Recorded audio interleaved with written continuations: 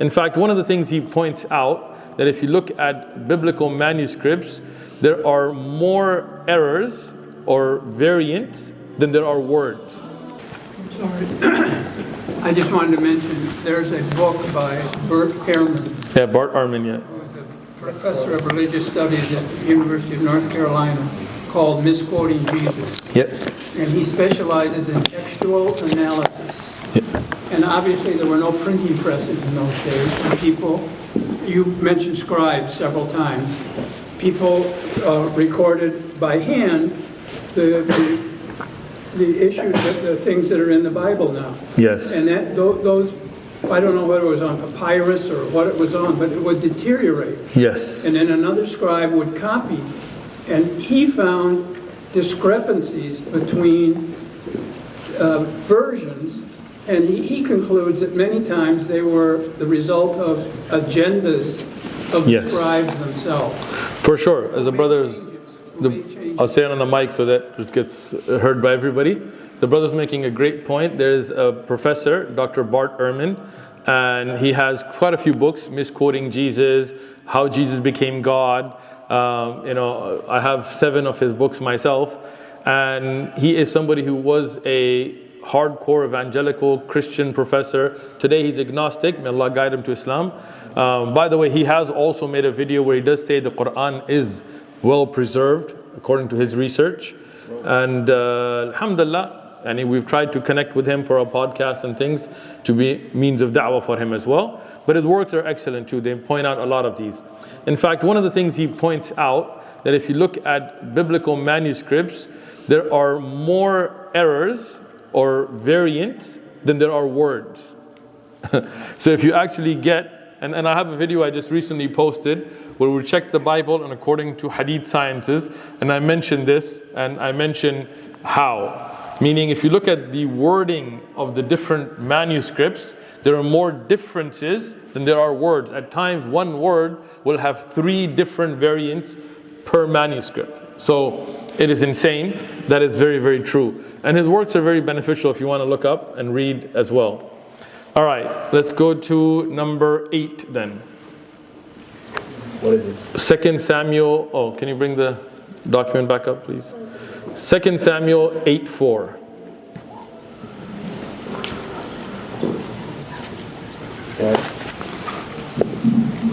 2 Samuel 8:4, New King James Version. David took him 1,000 chariots, 700 horsemen, and 20,000 foot soldiers. Also David hamstrung all the chariot horses, except that he spared enough of them for 100 chariots. All right, so how many were there? 107,000, right? When you look at horsemen, 1,700, right? Yeah, 1,000. So 1,700 horsemen. 1,000 chariots, 700 horsemen. 1,000 chariots, 700 horsemen. Okay, let's go to now 1 Chronicles 18:4. 1 Chronicles 18:4. David took from him 1,000 chariots, 700 horsemen, and 20,000 foot soldiers. See, now we have is that an IV? No, New King James. So 1,700, check 2 Samuel 8:4. 2 Samuel 8:4. David took from him 1,000 chariots, 700 horsemen, and 20,000 foot soldiers. 20,000. And in 1 Chronicles? 1 Chronicles 18:4. David took from him 1,000 chariots. 1,000 chariots. 7,000 horsemen. 7,000 instead of 700.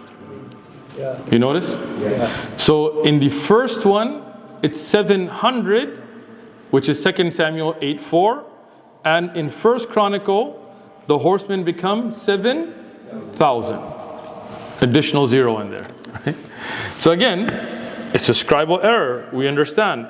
But the words of God cannot have errors. This is the whole idea that we're trying to explain to Christians, that if you say this is the word of God perfect, then it cannot have errors. It does not need revisions. It does not need updates. It does not have these kinds of contradictions. That's why, alhamdulillah, in Islam, we memorize the Quran. We don't have an update to the Quran.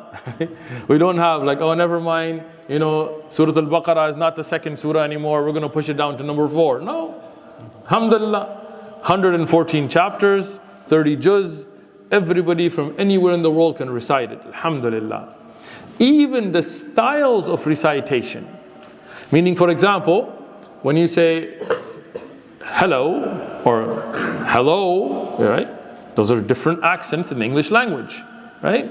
If you said, would like a spot of tea with some bread, or would you like some tea with some bread, right? Now, what did I change? The mudud, how I stretched it, right? The makharij, whether it was high-pitched or deeper.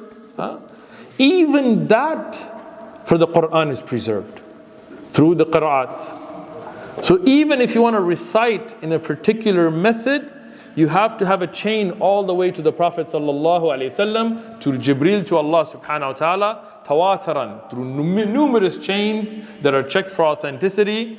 Has to be in accordance to only one manuscript, which is the Mus'haf Uthman radiyallahu anhu, and in accordance to the Arabic grammar. So there is never a grammatical error in the Quran. Impossible. This is where we derive our Quran grammar from. So how beautiful is the preservation of the Quran without a single error.